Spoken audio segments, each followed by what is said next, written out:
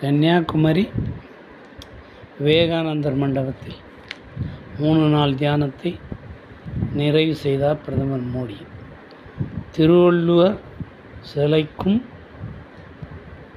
மரியாதை செலுத்தினார்னு இன்னைக்கு பேப்பரில் 2/6/2024 தினத்தந்தி பேப்பரில் கொடுத்துருக்கோம். ரொம்ப சந்தோஷம். இது மட்டும் இல்லை, ஒரு சில விஷயம் சொல்லியிருக்காங்க. அது என்னன்றது சொல்கிறேன்.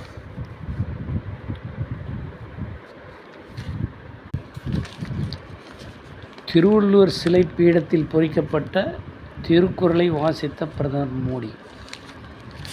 நம்முடைய நாட்டினுடைய பாரத பிரதமருக்கு தமிழ் தெரியும் அப்படின்னு நான் நினச்சேன். திருக்குறளை வாசித்தோன்னே எனக்கு என்ன எங்கே போச்சு எடுத்தேன்னு தமிழ் எழுத்துக்கள்லாம் தெரியும். ஆனால் கடைசியில் டிரான்ஸ்லேஷன் இங்கிலீஷில் இருந்ததை படிச்சிருக்காரு.